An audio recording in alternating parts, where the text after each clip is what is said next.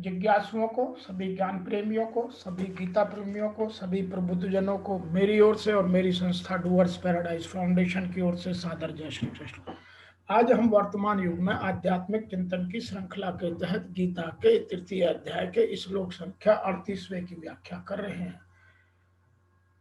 जिसमें भगवान श्री कृष्ण ने अभी जो बात की थी कि अज्ञान के कारण जो हमारा भ्रम है, जो हम कामनाओं में फंस जाते हैं और वो कामना हमसे दूर नहीं होती हैं, चाहे वो शारीरिक कामना हो, चाहे वो व्यक्तिगत कामना हो, चाहे वो दूसरे की कामना पूरी करने पर न्यायोक्त हो, और या किसी और तरीके की कामनाएं हों, तो उनको वो हमारे जीवन में किस तरह से प्रभाव डालती हैं उसको यहाँ बताने का प्रयास किया है।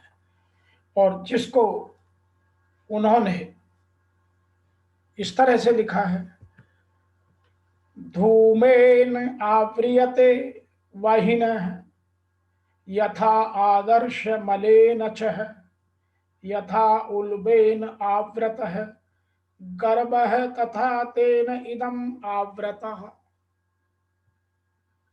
अर्थात जिस प्रकार धुएं से अग्नि और मैल से दर्पण ढक जाता है और जिस प्रकार जेर से गर्भ ढका रहता है, वैसे ही उस काम द्वारा हमारा ज्ञान सदैव ढका रहता है।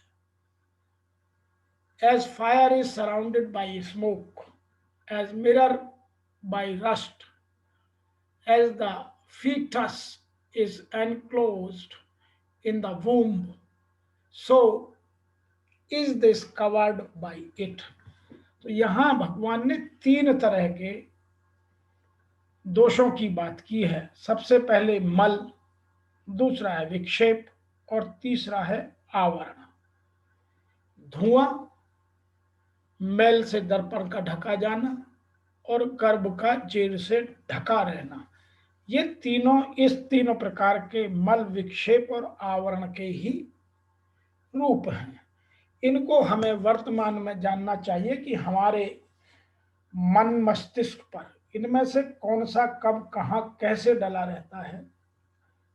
जैसे धुएं से अग्नि और मल से दर्पण ढक जाता है, जेर से गर्भ ढका होता है, ठीक वैसे ही हमारे काम और क्रोध आदि विकारों से डांड ढका हुआ है।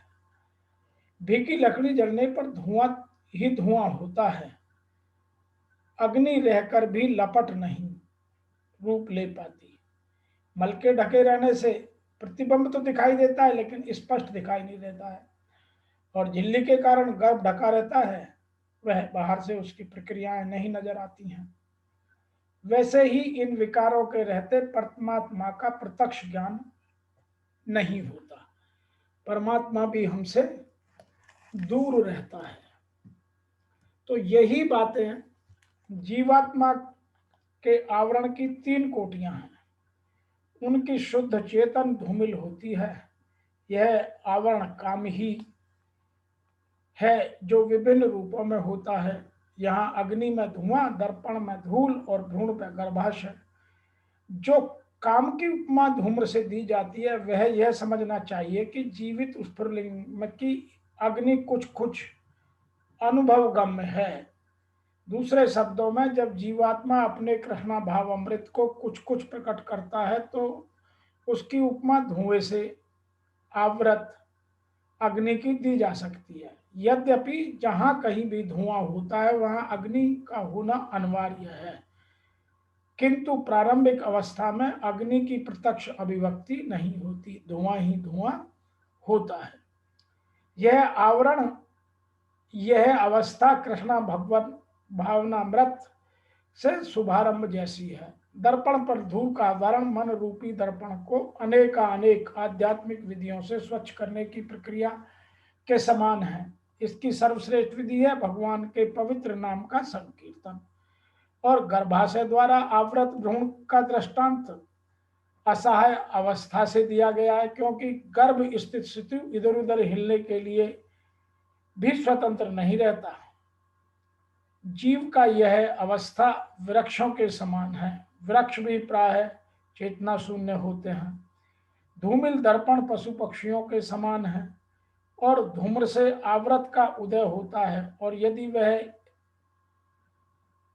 और प्रगति करता है तो आध्यात्मिक जीवन की अग्नि मनुष्य के जीवन में प्रज्वलित हो सकती है। यदि अग्नि के धुएं को ठीक से नियंत्रित किया जाए तो अग्नि जल जाती है। अतः यह मनुष्य जीवन जीवात्मा के लिए ऐसा ही सुअवसर है जिससे वह संसार के बंधन से छूट सकता है। मनुष्य जीवन में काम रूपी शत्रु को योग्य निर्देशन देकर कृष्ण भगवान का भावनामृत अमृत पिलाकर और अनुशीलन कर उसको अनुशासित कर अभ्यास द्वारा जीता जा सकता है। तो यही बात हमारे जीवन में सदैव रहती है, शास्त्रों में भी रहती है कि धुआं दिखाई देने से सिद्ध होता है कि वहां अग्नि है।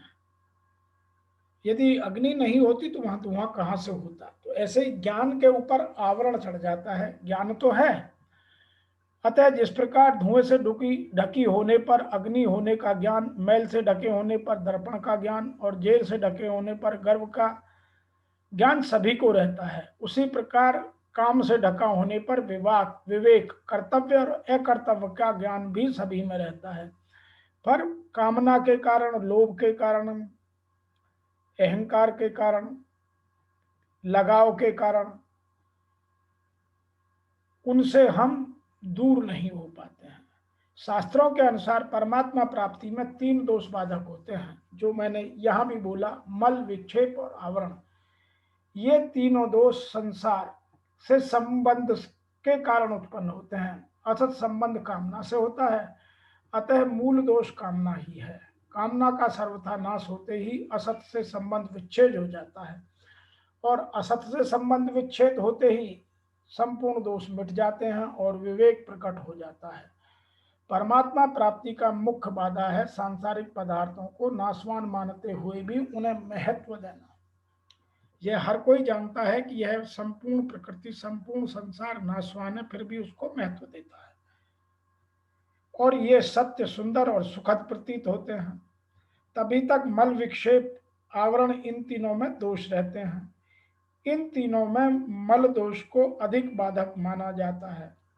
मल दोष अर्थात पाप का मुख्य कारण कामना है, क्योंकि कामना से ही सब पाप होते हैं। जिस प्रकार या जिस समय साधक यह दृढ़ निश्चय कर लेगा कि मैं अब पाप नहीं करूंगा, उसी समय उसकी दोषों की जड़ता कट जाती है और मल दोष मिटने लगता है। सर्वथा निष्काम होने पर मल दोष सर्वथा के लिए नष्ट हो जाता है। अतः निष्काम भाव से कर्म करने के लिए गीता हमें प्रवृत्त करती है, और यदि हम निष्काम भाव से काम करेंगे तो कामना का स्वतः नाश हो जाएगा। तो आज के इस 38वें श्लोक से हमें यह 3 चीजें समझने की हैं कि हमारे जीवन में इन 3 चीजों का, मल, विक्षेप और आवरण, धुएं से अग्नि, मैल से दर्पण का ढका होना और जेर से या शिशु का गर्भ से, गर्भाशय से ढका होना और काम द्वारा ज्ञान का ढका होना, यह एक ही है। अतः हम तीनों को, मल, विक्षेप और आवरण के दोषों को, कामना के, ये तीनों कामना के दोष हैं, को मिटाने के लिए निष्काम भाव से काम करना प्रारंभ करें और उसका प्रतिदिन अभ्यास करें, तो कामना से हमारा संबंध विच्छेद हो सकता है और हमारे जीवन को सफल बनाने में हमें मदद मिल सकती है। अतः सर्वथा निष्काम होने पर मल दोष सर्वथा के लिए मिट जाते हैं।